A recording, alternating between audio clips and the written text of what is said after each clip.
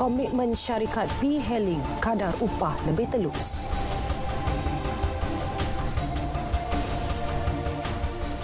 Assalamualaikum, salam Malaysia Madani. Saya Suhil Muhammad Nur. Anda bersama Berita Tengah Malam. Baik, Kerajaan Perpaduan bersetuju untuk meningkatkan peruntukan bagi inisiatif dan latihan peningkatan kemahiran upskilling yang diterajui oleh Kementerian Sumber Manusia.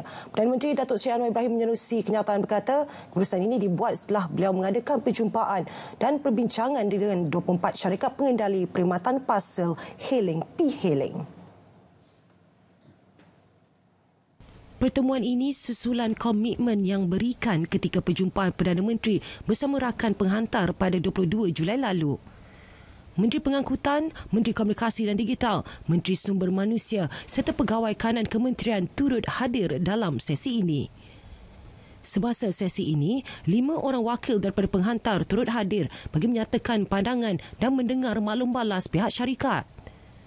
Perbincangannya antaranya berkisar tentang pendapatan penghantar, jaringan keselamatan sosial serta keperluan latihan peningkatan kemahiran upskilling. Perdana Menteri turut mendengar pandangan dan aduan daripada syarikat pengendali P-Hailing. Kesemua syarikat pengendali telah memberikan komitmen untuk lebih telus dalam penentuan dan pengiraan upah serta meneliti dan memperhalusi lebih lanjut akan pandangan daripada pihak penghantar. Mulai esok, kadar skim subsidi harga padi SSHP dinaikkan daripada RM360 per tan kepada RM500 per tan. Berita baik buat golongan pesawat itu diumum Perdana Menteri pada Majlis Sentuhan Agro Madani Negeri Perak. Ini kenaikan terbesar dalam sejarah. Kenaikan yang paling akhir masa Anwar Ibrahim Menteri Kewangan dulu. Alhamdulillah dia jadi Menteri Kewangan sekarang dan kita naik dari 360 kepada RM500. Maknanya pesawat secara purata akan mendapat RM1,700 satu metrik tan. Peningkatan itu bakal melibatkan perbelanjaan RM1 bilion setahun. Bagi menyelesaikan masalah pemundusan padi, Perdana Menteri berkata perbincangan bersama Kementerian Pertanian dan Keterjaminan Makanan akan dilaksana bagi menempatkan pegawai pertanian di kilang padi swasta khusus bagi memantau proses tersebut. Keperluan bagi mengelak pengilang bertindak sesuka hati tanpa mengikut standard ditetapkan. Pengumuman Perdana Menteri itu disifatkan kelegaan kepada pesawah negara yang terkesan dengan peningkatan kos pengeluaran padi. Bagi saya ini satu pengumuman yang besar dibuat oleh Perdana Menteri dan kita mendengar keluhan daripada para petani yang begitu lama dan hari ini insya-Allah keluhan mereka itu dapat tunaikan, walaupun saya yakin bukan puas hati sepenuhnya, tapi sedikit melegakan para petani, khasnya petani yang membuat usaha-usaha yang kecil. Pesawat padi ini adalah orang yang terkebawah, yang B40, dan apabila mendapat berita ini sudah tentulah ianya satu penghargaan, satu rezeki lah kepada pesawat-pesawat. Memandangkan dengan keadaan kos peningkatan pengusaha sawah, dengan penaikan harga racun, dengan kenaikan kos-kos upahan harian di Bendang sana, pihak petani mengucapkan syukur alhamdulillah atas kenaikan ini, menampung kos-kos yang telah dinaikkan ini. Jadi kali lagi saya ucapkan terima kasih kepada kerajaan. Para petani di Kedah turut menyambut baik pengumuman kenaikan kadar skim subsidi harga padi SSHP tersebut. Saya ni sebagai petani cukup bersyukur pada Tuhan lah. Sebab dengan hasrat yang disampaikan oleh Yang Berhormat kita, kenaikan harga daripada 360 subsidi itu kepada RM500. Dan semoga saya bersyukurlah supaya Tuhan panjangkan umur beliau sehingga dapat menjayakan lagi petani-petani. Kita rasa bersyukurlah. Diharap dengan bantuan kenaikan harga subsidi padi ini dapat membantu para petani supaya dapat membantu mereka dalam menjalani kehidupan seharian. Di mana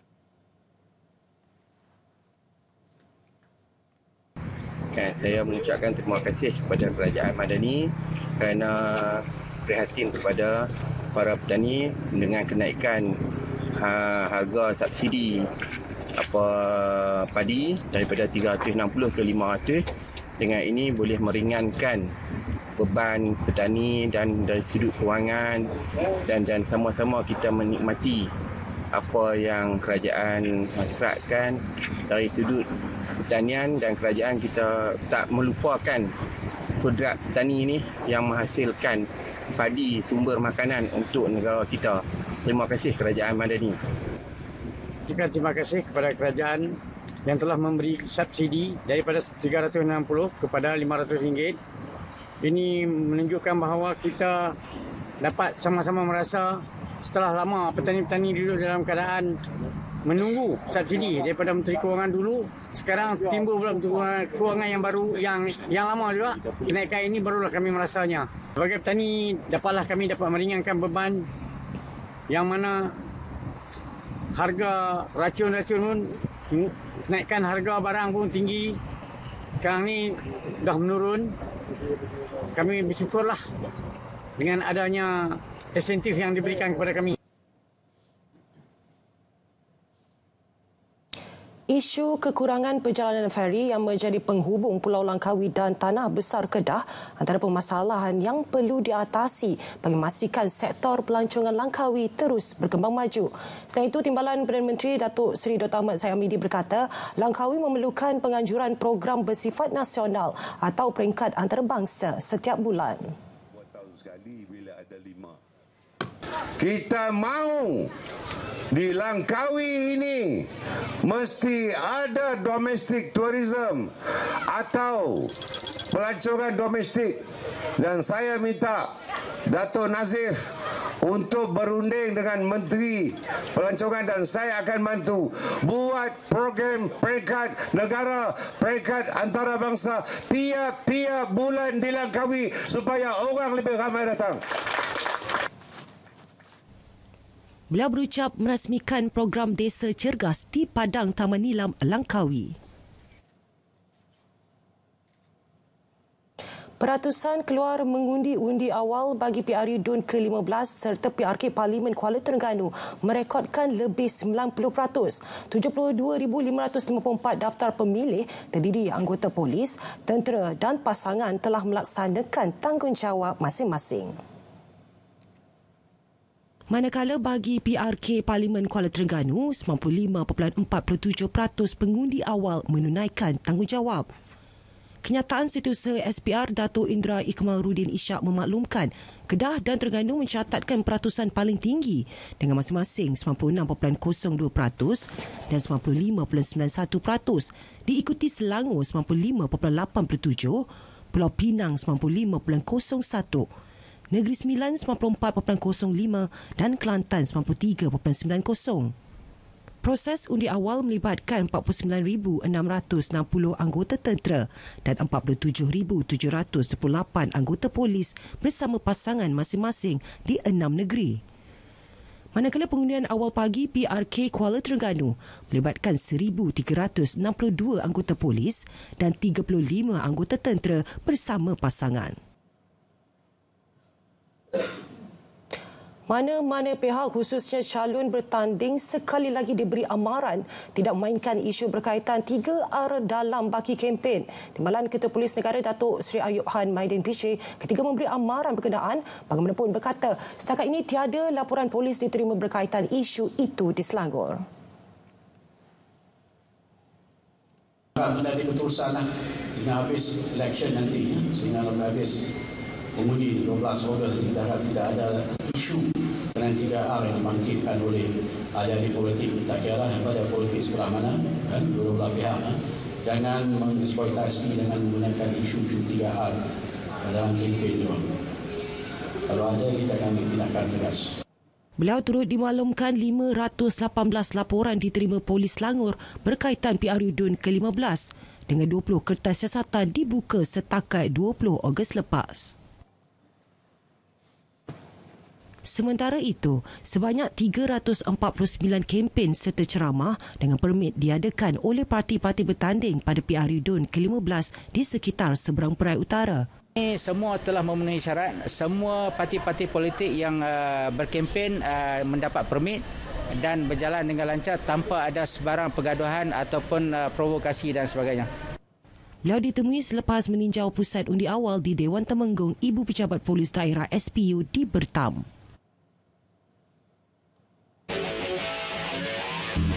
PRU DUN Terengganu ke-15. Adakah demo salah seorang pengundi?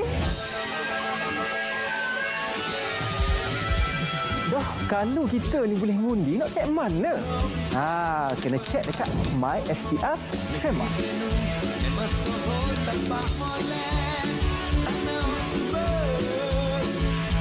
Dah guna, cek dah. Boleh ngundi? Kalau boleh ngundi, cakap banyak dah guna. Kita pakat tubik ramai-ramai pergi ngundi. Yang sahih di RTM. Bertemu kembali. Pakej 5G Rahmah dan insentif postpaid Rahmah penjawat awam. Kumpulan Sasar menyambut baik pakej tersebut kerana bertepatan dengan tuntutan kerja yang memerlukan capaian internet pantas. Satu pakej yang baik untuk kami penjawat awam untuk memudahkan kami menjalankan tugaslah, terutama sebab ia merupakan pakej 5G. Memang kita sekarang ni di era yang cepat, orang kata 8 saat lah kan, teknologi itu berkembang. Jadi dengan pakej yang diberikan ini sesuatu yang baik untuk kami dan disambut baik oleh kami penjawat awam. Alhamdulillah, sebagaimana yang kita sedia maklumkan, kat mana sajalah ni, apa saja kerja yang kita buat, yang kita lakukan, semua memerlukan internet.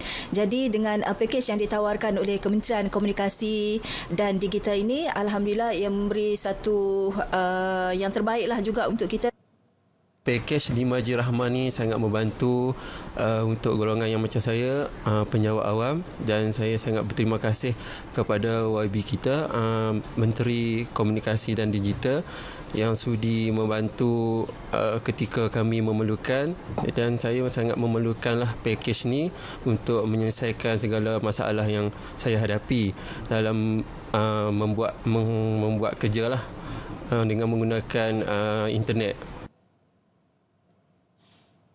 Lembaga Pemasaran Persekutuan Fama Perlis melaksanakan 34 program jualan agromadani di seluruh Perlis meliputi 18 penganjuran di masjid dan 16 program lagi di outlet Fama, terutamanya Agrobazar Kedai Rakyat dan Agrobazar Rakyat. Nilai jualan dicatatkan sebanyak RM312,000, melibatkan hampir 200 usahawan asas tani bimbingan Fama dengan memberi manfaat kepada lebih 15,000 pengguna.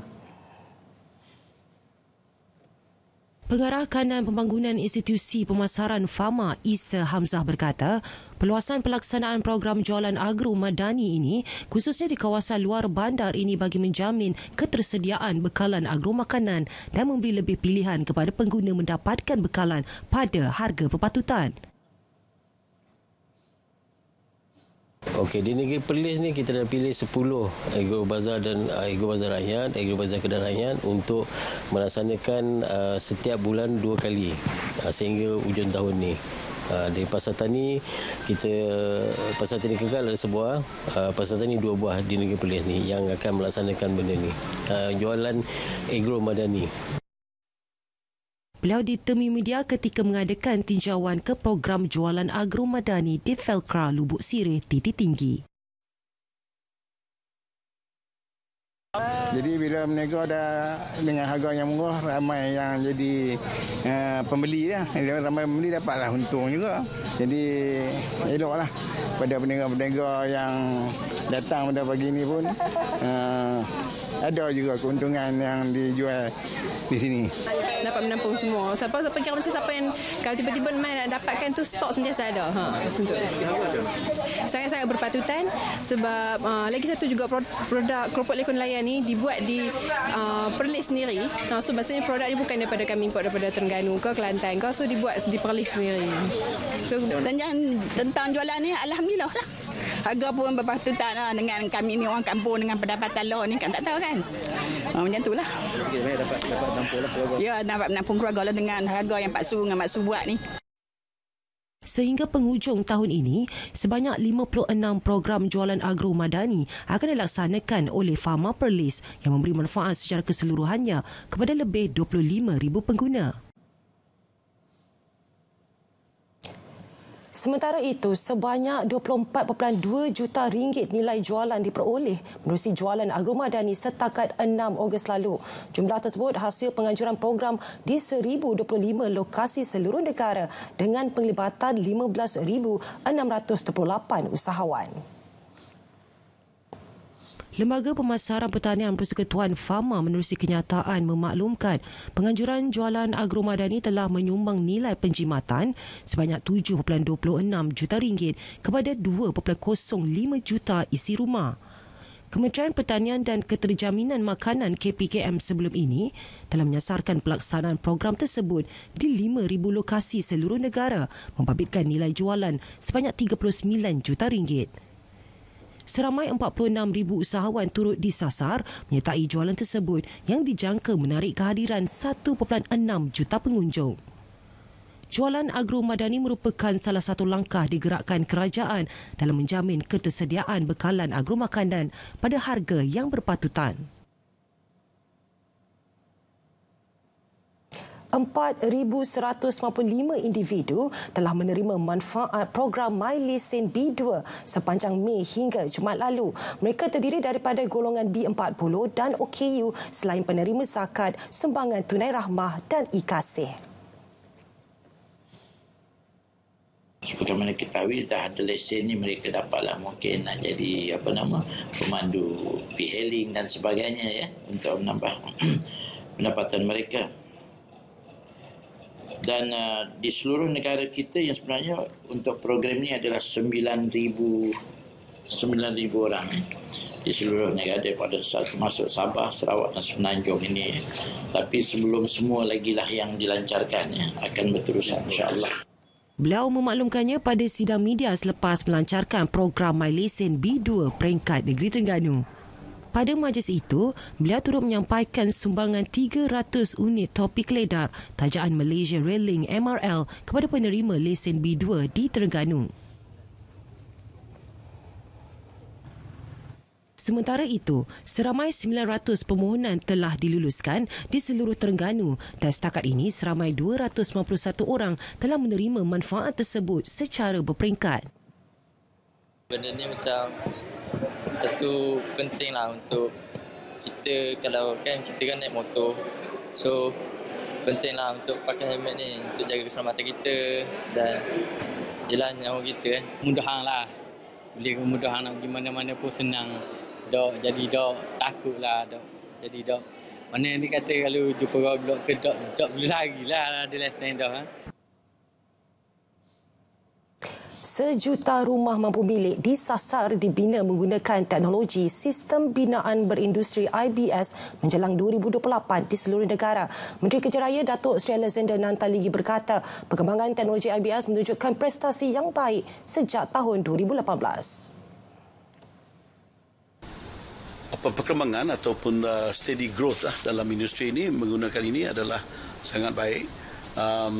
Dalam tahun 2021 pencapaian 80% kegunaan ini ya, dan berbanding dengan tahun 2020 79%. Jadi dalam satu tahun saja ada peningkatan.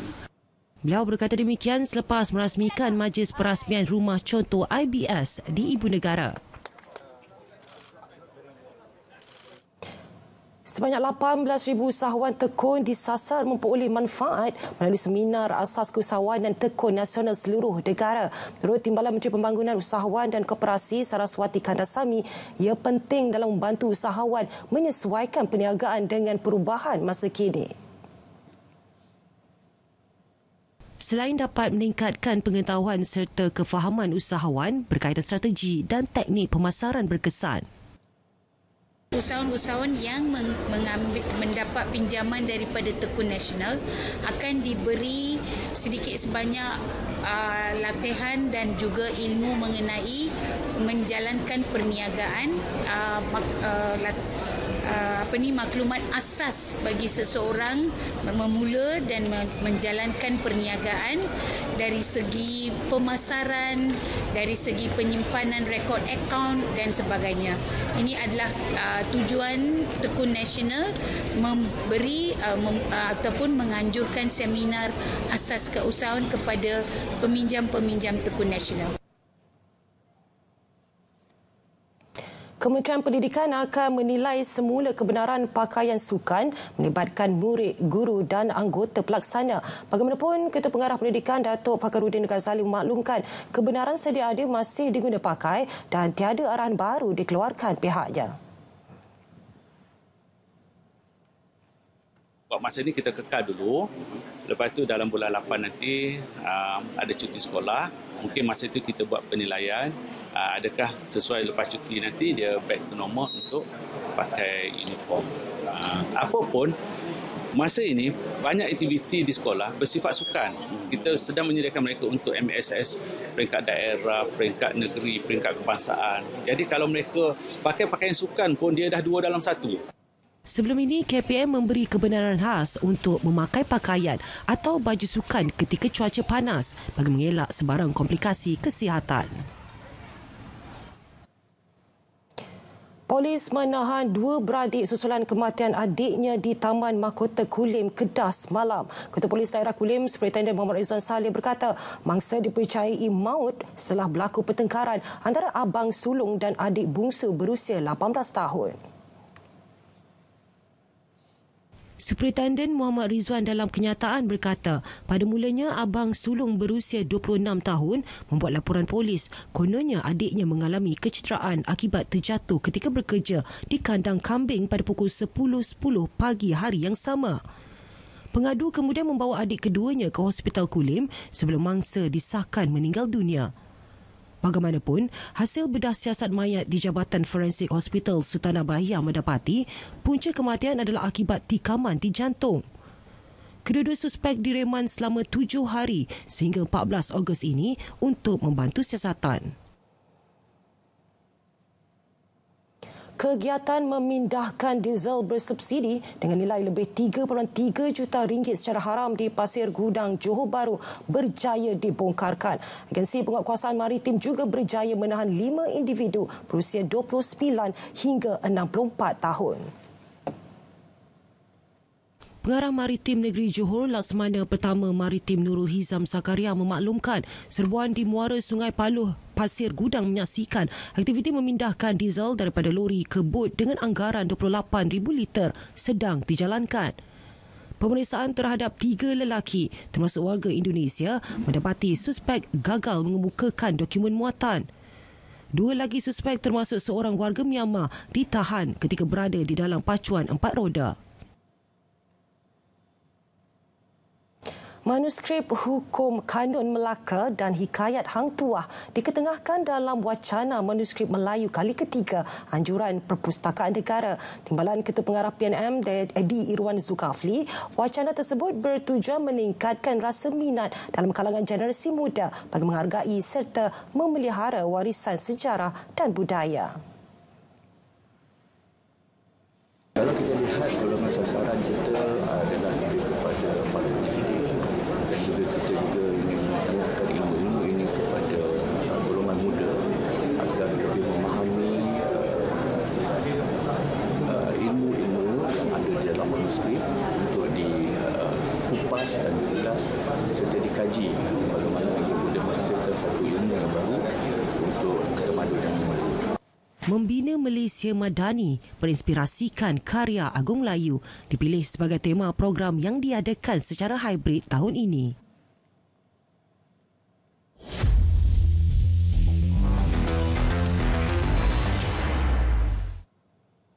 Menjelang Tamasya Sukan Asia di Hangzhou, China pada September, Kementerian Belia dan Sukan KBS bakal mengadakan beberapa bengkel bagi memastikan semua atlet dan pegawai bersedia sepenuhnya menghadapi tamasya terbesar Asia itu.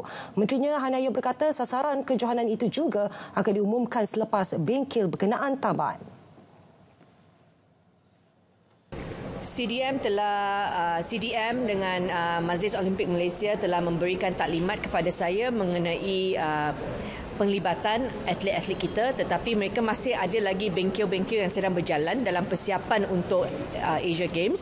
Jadi semalam adalah macam briefing pertamalah yang diberikan. Setakat ini perjalanan nampak lancar dan saya ucapkan tahniahlah kepada CDM kerana sangat proaktif untuk memberikan update, dan saya percaya dengan adanya hubungan baik dengan duta juga dekat sini, banyak isu boleh diselesaikan dengan cepat.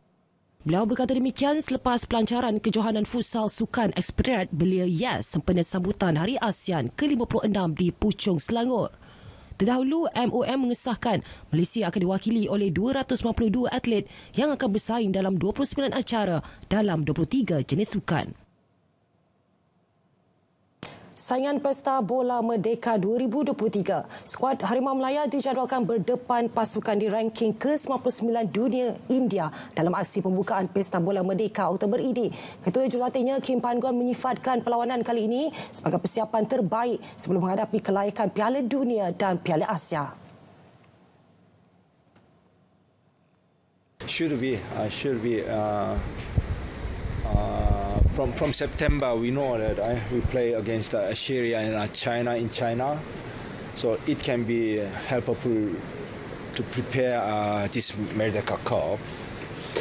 And September, October, this 4 games will be also very much helpful for us to start a World Cup qualification November, and also main stage of Asian Cup January. Majlis hundian berlangsung hari ini turut meletakkan Palestin yang menduduki ranking ke-96 dunia berdepan Lubnan. 2 perlawanan pembukaan akan berlangsung pada 13 Oktober, manakala aksi penentuan tempat ketiga dan final dijadual pada 17 Oktober. Semua perlawanan akan berlangsung di Stadium Nasional Bukit Jalil. Perkembangan kejuaraan Cup Prix 2023. Pusingan ke-8 perlumbaan yang sebelum ini dijadual di Tangkak, Johor telah ditukar lokasi ke Bandar Medini Iskandar Puteri, Johor Bahru pada 6 dan 7 Oktober ini. Menurut Ketua Perhubungan Petronas Cup Prix Jacqueline Anthony Sami, pertukaran lokasi perlumbaan itu berikutan kerja-kerja baik pulih yang sedang dijalankan di lokasi perlumbaan Cup Prix Tangkak. Dalam satu kenyataan semalam, beliau turut mengucapkan terima kasih kepada semua penaja kejuaraan, pasukan, pelumba dan agensi kerajaan serta masyarakat tempatan yang terus menyokong penganjuran perlumbaan tersebut. Cup Prix 2023 telah membuka tirai pada 25 Februari lepas, bermula dengan pusingan pertama di Sepang dan akan berakhir 26 November ini di Batu Kawan, Pulau Pinang. Baik, saudara, berita tengah malam berakhir di sini. Saya Suhil Muhammad Nur. Malaysia berada di tekad perpaduan penuhi harapan.